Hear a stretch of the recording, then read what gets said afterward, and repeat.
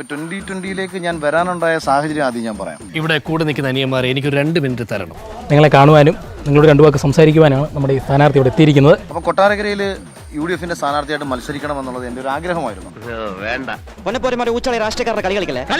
അപ്പോൾ എന്നെ കണക്കൊരാൾ മുൻപും തെരഞ്ഞെടുപ്പിൽ ഒരു ബ്ലോക്ക് പഞ്ചായത്ത് തെരഞ്ഞെടുപ്പിൽ മത്സരിക്കാനിരുന്ന സമയത്ത് ആ അവസരം നിഷേധിച്ച അന്നത്തെ രാഷ്ട്രീയ നേതാവ് കൊടിക്കുന്നിൽ സുരേഷായിരുന്നു. ഞാൻ കൊട്ടാരക്കരയിൽ മത്സരിക്കുമെന്ന് തോന്നിയ ചില ആൾക്കാർ അവിടെ നിന്ന് എന്നെ ഒഴിവാക്കാൻ കണ്ടെത്തിയ ഒരു മാർഗമാണ് ഐഷ പോറ്റിയുടെ രാഷ്ട്രീയ പ്രവേശനം.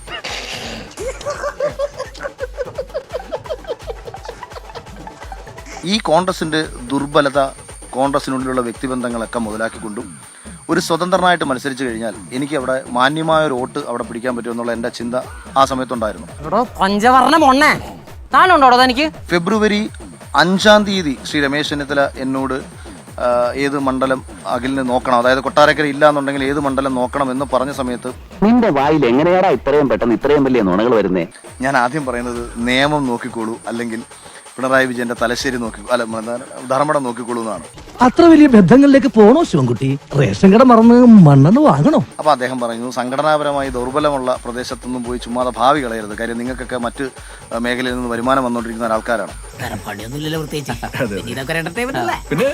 അപ്പൊ എനിക്ക് ഒരിക്കലും കോൺഗ്രസിൽ നിന്നൊരു സീറ്റൊന്നും ലഭിക്കത്തില്ല എന്ന് എനിക്ക് മനസ്സിലായതിനു ശേഷം സ്വതന്ത്രമായി മത്സരിക്കാൻ തീരുമാനിച്ച് എനിക്ക് കിട്ടിയ ഒരു അവസരമാണ് 2020 സ്വതന്ത്ര ചിഹ്നത്തിൽ കൊട്ടാരക്കര മത്സരിക്കാൻ ഉണ്ടാവുന്ന ഒരു അവസരം. ഞാൻ ഈ പോണ കാര്യം ശരിയായി കഴിഞ്ഞാൽ നമ്മൾ ഉടനെ ബോംബെക്ക് താമസം മാറ്റും. വെറുതെ എന്തിനാ ശുഭമാരുടെ ഇടക്കിടന്ന് നമ്മൾ കോമാളിയാവണത്? കൊട്ടാരക്കരയിൽ ഒരു മാന്യമായ പ്ലേസ്മെന്റ് ഉണ്ടാക്കിയെടുക്കാം, കുറഞ്ഞ പക്ഷം കോൺഗ്രസിനെ 3-ാം സ്ഥാനത്ത് എത്തിക്കാം.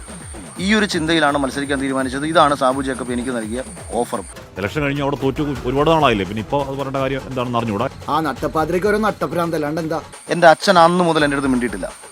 അച്ഛൻ ഭയങ്കര കോൺഗ്രസ്സുകാരനാണ്. ഞാൻ കാരണം എന്റെ അച്ഛൻ പലരുടെ മുമ്പിൽ നാണം കെട്ടു. ഇനി അദ്ദേഹത്തെ പ്രയാസപ്പെടുത്താൻ എനിക്ക് വയ്യ, അതുകൊണ്ട് ഞാൻ പോവാന്ന് തീരുമാനിച്ചു. കാര്യം എനിക്ക് ഇപ്പം BJPയുടെ വികസന രാഷ്ട്രീയത്തോട് ഞാൻ ഭയങ്കര യോജിപ്പാണ്. പക്ഷേ BJPയുടെ ഏതെങ്കിലും ഒരു വ്യക്തി പറയുന്ന വർഗീയതയ്ക്ക് ഒരിക്കലും ഞാൻ കൂട്ടുപിടിക്കത്തില്ല, അതിനെ ഞാൻ പിന്തുണ സംസാരിക്കത്തതുമില്ല. എന്നൊന്ന് വിശ്വസിക്കേ.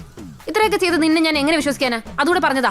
ഇങ്ങനെ ഇരിക്കുന്ന എനിക്ക് കൊട്ടാരക്കരയിൽ സീറ്റില്ല എന്ന് ഞാൻ അറിയുന്ന ഫെബ്രുവരി 25 2020 വിടുകയാണ്. അഖിൽമാരാണെന്ന് പറയുകയാണ്. എന്തോ കൊട്ടാരക്കരയായിരുന്നു ആഗ്രഹിച്ചിരുന്നത്, അത് കിട്ടിയില്ല. എന്നാലിന്റെ അവസ്ഥ കാണുമ്പോ പണ്ട് ഞാൻ സ്കൂളിൽ അഭിനയിച്ച നാടകത്തിന്റെ പേരെ ഓർമ്മ വരുന്നേ.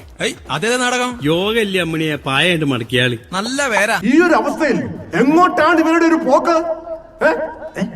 സസ്ത്രീ തെറ്റ് വരെ